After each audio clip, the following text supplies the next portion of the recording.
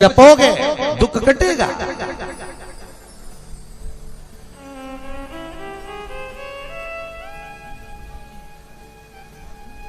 दुख कटेगा। पर भगवान विष्णु कहते हैं दुख तो कटेगा पर जो है उसको भोगना तो बस थोड़ा धीरे धीरे धीरे धीरे धीरे धीरे थोड़ा।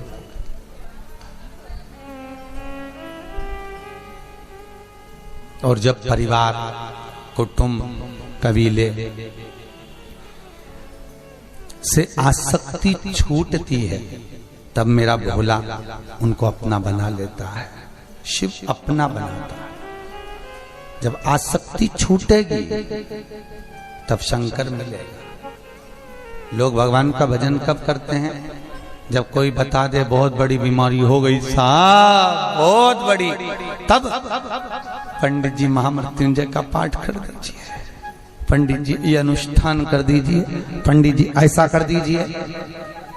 उससे पहले धन तो था पर कभी शंकर याद नहीं आया, कभी भगवान का भजन याद नहीं आया, कभी संकीर्तन याद नहीं आया, केवल आसक्तियों में डूबता गया, केवल आसक्तियों में डूबा।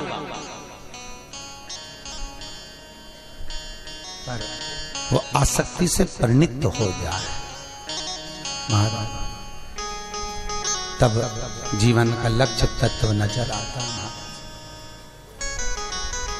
और ये चित्त, ये वृत्ति, ये मन तब परमात्मा की ओर जाता है। भले आपके पांव दुख रहे होंगे, आज परिक्रमा लेट हुई है, पांव भी दुख रहे होंगे, थोड़ी थकान भी होगी, सब कुछ है। सवेरे 4 बजे के उठ के नहाए आए, चाय पी, गाड़ियों में बैठे, ऊपर से महाराज और आ गए ठसा ठसा के बैठा दो। अब सब बैठ बिठा के परिक्रमा दर्शन कर कुरा के फिर आराम से यहाँ आ गए, भोजन करा, आराम से कथा चालू हो गई। शाम के कब 6 बज जाएगी मालूम नहीं पड़ेगा, छिपरा मैया की जय जयकार हो जाएगी। भोजन किया, फिर सो गए, फिर भुनसारे उठने पर इतना परिश्रम जो आप करे हो 4 बजे से रात को 10 बजे तक, शायद किसी छोरा छोरी की शादी में भी नहीं करा होगा। सत्य बोलो, करा किसी छोरा छोरी? तुम तो हाथ ही लाओ। आज केतन भैया कह रहे थे गुरुजी मैंने मेरे बेटे की शादी करी, कोई ऐसा कभी ऐसा भागा दौड़ी नहीं करी, सुबह 4 बजे से उठ के यहाँ भगवा भगवा, इतना परिश्रम नहीं करा होगा। दौड़ दौड़ के आराम से दर्शन कर लिए, खूब प्रेम से आनंद से आ गए। तो ये तुम्हारा जो किया हुआ कर्म है, किया हुआ जो कर्म है, जो तुम यहाँ महाकाल की नगरी में दौड़ रहे हो, भगवान का भजन कर रहे हो, स्मरण कर रहे हो, इतनी दौड़ दौड़ के दर्शन कर रहे हो, तो इतना कूच कुचा के आराम से शिव के दरवाजे पर पहुंच रहे हो, तो अंतिम समय में जब प्राण छूटेगा या थोड़ा भी जिंदगी में दुख आएगा, भले कितनी भी भीड़ 33 कोटि देवताओं की लगी होगी, मेरा शंकर भी कूचता हुआ तुम्हारे पास पहुंच जाएगा। कैसे भी पहुंचेगा पर पहुंचेगा, वो पहुंचेगा। और याद रखो कभी खाली नहीं रखा उसने। तेरे दरबार की बाबा निराली शान देखी है। हे भोले महाकाल विश्वनाथ कैलाशी अविनाशी, हे द्वारकानाथ, हे गोवर्धननाथ, तेरे दरबार की बाबा निराली शान देखी है। तुझे देते नहीं देखा पर झोली भरी देखी है। ये उसकी कृपा है, ये उसकी करुणा है। वो भले आकर देता हुआ नहीं दिखेगा पर यह पक्का है कि तुम्हें जो भगा रहा है, तुम्हें जो दौड़ा दौड़ा कर दर्शन करा रहा है, सवेरे 4 बजे से पहले बिना आला राम के उठा रहा है, और रात्रि को 10 बजे जाते से पलंग पे पड़ते से जो सुला रहा है वो मेरा महाकाल ही है, कोई दूसरा नहीं। नहीं तो तुम तो 2 कदम नहीं चलो साहब, 2 कदम कहीं का कह दे यहाँ चाय पिया तो नहीं जाओ। कमरा की कमरा में पानी की बोतल तो उठाऊं नहीं तो कौन सी दौड़ लोगे?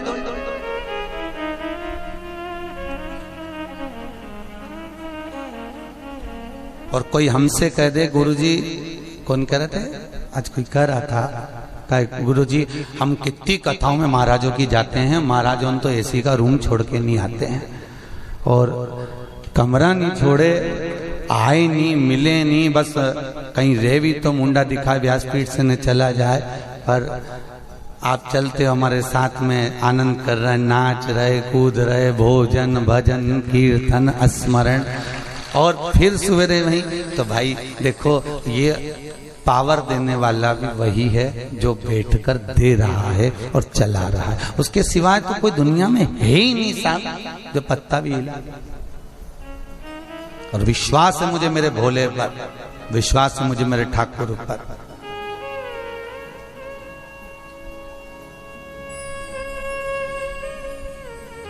विश्वास है कि वो कितनी भी वो जिंदगी में दुख तकलीफ आवे पर वो साथ है। वो कहे तेरा साथ है तो मुझे क्या, अंधेरों में मिल रही रोशनी, वो है तो दुनिया का सारा सुख है साहब। बस उस भगवान से एक बात कहना, धन का मत मांगना, धन बिल्कुल मत मांगना, बिल्कुल मत मांगो। जो लक्ष्मी के पीछे पड़ा रहता है लक्ष्मी उससे दूर भाग जाती है, दूर भाग। लक्ष्मी बिल्कुल नहीं मांगना, भगवान से कहना भगवान हमारे भाग्य का देना, हमें दूसरे के भाग्य का भी नहीं चाहिए, और इतनी कृपा जरूर कर देना भोलेनाथ कि अंतिम क्षण तक भी मुझे पलंग पर मत पटकना, चलाते फिराते रहना, तेरा भजन कराते रहना।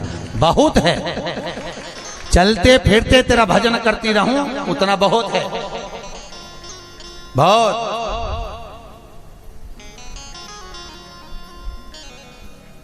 संसार के लोगों का एक गिलास पानी मुझे नहीं चाहिए, बस मरूं जब तू जरूर आए, तू मिले, बहुत है।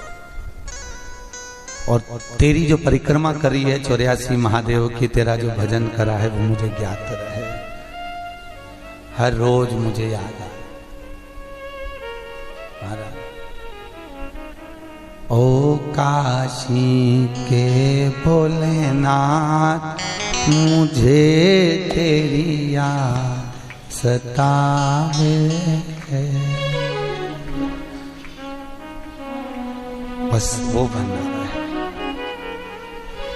यहाँ से जाने के बाद आपको जब हिचकी चले तो कभी याद भी कर लेना कि हम उज्जैन गए थे तो महाकाल बाबा याद कर रहा है, बहुत दिन हो गए, बहुत दिन।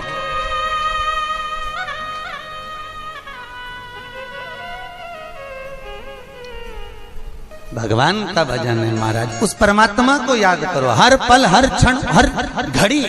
जितनी श्वास 21,600 श्वास इस मनुष्य के शरीर से प्रतिदिन निकलती है, कितनी? 21,600। स्कंद पुराण में लिखा 21,600 श्वास। गरुड़ पुराण स्कंद पुराण में जो लिख के दिया, तो क्यों दिया, क्या कारण था? तो वेद व्यास जी ने लिखा कि जब तक मां के गर्भ से जब बच्चा जन्म लेता है, जिस दिन मरता है उस दिन तक की पूरी 21,600 श्वास उतने समय की जोड़ी जाती है, और जोड़कर जब यमराज पाड़ा की पूंछ से बांध के लेकर जाता है, सारा हिसाब करता करता उसको बताते बताते जाता है 21,600 में से उस दिन तूने बुधवार के दिन इतनी श्वास भजन में लगी थी, इतनी खाने में लगी थी, इतनी चुगली में लगी थी, इतनी इसमें लगी। एक एक चीज का हिसाब ऐसा खोल के बताता है। फिर ये अंदर यमराज की पूंछड़ी से बंदा बंदा रोता हुआ जाता है कि पूरी की पूरी मैंने भजन में क्यों नहीं लगाई, मैंने पूरी सांस कहां गवाई। 21,600 श्वास का हिसाब तुमको देना है, कोई दूसरा नहीं देगा। भले कमाकर तुम कितना भी ढेर लगा दो, हिसाब तुमको देना है। वो भी कहेगा कि बोल तेरा क्या होगा रे कालिया, वो भी कहेगा अब आया मेरे चुंगल में, चल तड़पेगा, रोएगा, कहेगा मिली थी गवा दी।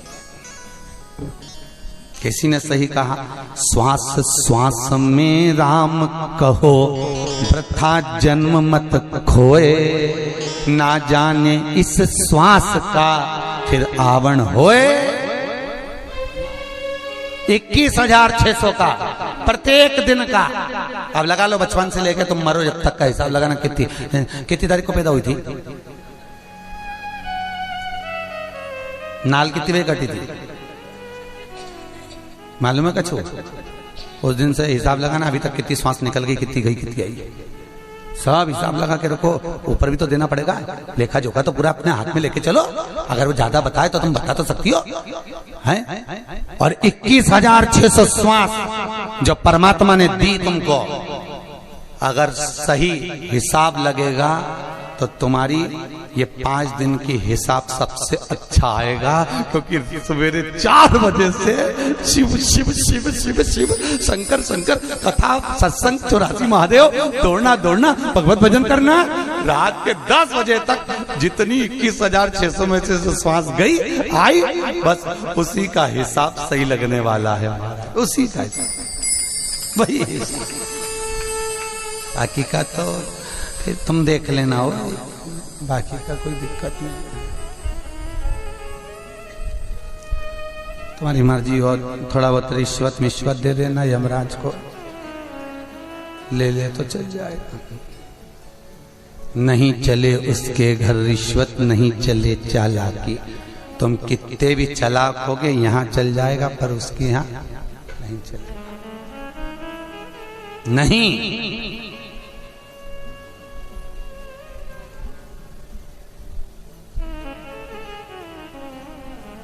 नहीं चलेगा। भगवत भजन में दिन निकले रात निकले, पर महाराज बहुत कठिन है, बहुत कठिन।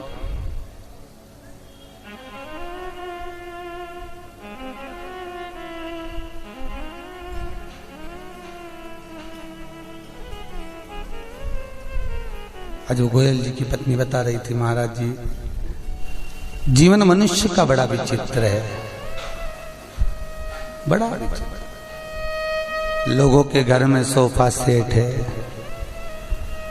हाफ सेट है, सोने का सेट है, चांदी का सेट है, डिनर सेट है, पर मनुष्य अब सेट है। सारे सेट हैं, अरे बोलो है कि नहीं? सब सेट है, उसके बाद भी अपसेट है, उसके बाद भी उसका दिमाग नहीं लग रहा, उसके बाद भी उसका चित्त शांति रत्ती भर की नहीं। सेट तो सारे धरे कहीं करूंगा, कहीं चाटोगा सोना का सेट के कि सोफा सेट के, सुख है पर दुख उतना ही बड़ा है, उतना। और भगवान नारद जी को माता मैनावती करे ये बेटी को नहीं ब्याऊंगी, किस्मत में जो लिखा है वो होना है, भाग्य में जो लिखा है वो होगा। भले तुम्हें याद नहीं कि तुमने कर्म क्या करा था, पर भोगना है, भोगना है।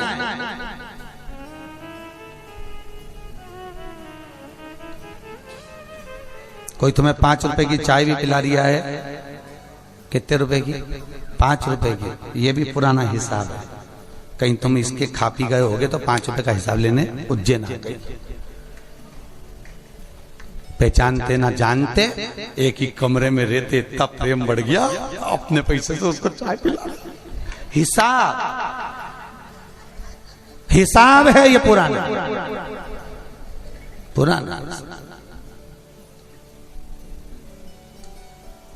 और ना तुम उसको पहचानती ना वो तुम्हें पहचानता, और एक कमरे में रह रहा है और 24 घंटा झगड़ा कर रहा है, ऐसी लड़ रहा जैसे सासों की तरह। तो ये भी हिसाब है। घर में चैन से रहे तो यहाँ झगड़, तो ये हिसाब। पुराने समय में तूने इसका जरूर कुछ बिगाड़ा होगा, तो इसने सोचा मिल उज्जैन।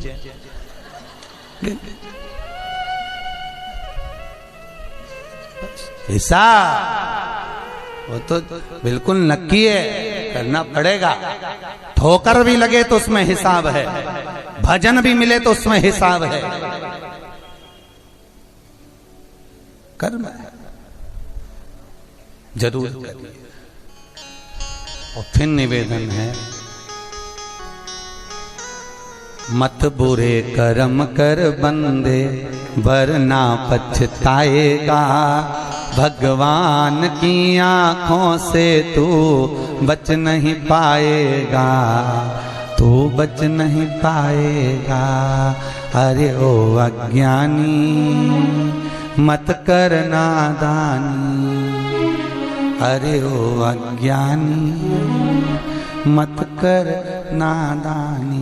कर्म अच्छा करते करते चलो, ये जन्म तो जैसा निकला निकल गया। और भगवान से विनती करना, आखिरी तक तेरा भजन करती रहूं तो अगला जन्म ना मिले। किसी को वापस पैदा होना हो तो हमको नहीं दिक्कत है कि आपका मन है, आपकी चॉइस हो कि मैं तो फिर पैदा हूं, नहीं हो तो मर्जी तुम्हारी। अब की बार जगदम्बा मिली, अगली बार चंद्र घंटा मिल जाएगी, इसमें क्या दिक्कत है? तो मन तुम्हारा है, तुम वापिस पैदा होना चाहो तुम्हारी मर्जी है। मुक्ति और मोक्ष में यही अंतर है। मुक्ति का मतलब है कि फिर जन्म हो जाना, और मोक्ष का मतलब है एक बार प्राण छोड़ गए दूसरी बार फिर नहीं आना। फिर नहीं। भगवान कृष्ण से कितना लोग विनती करें, भगवान अब तो द्वारका सुनी हो गई, ब्रज सुना हो गया, तुम वापिस सजाओ वापिस सजाओ। तो क्या भगवान आए? अरे बोलो नहीं। भगवान ने कहा नहीं जाऊंगा नीचे, नहीं जाना मुझे।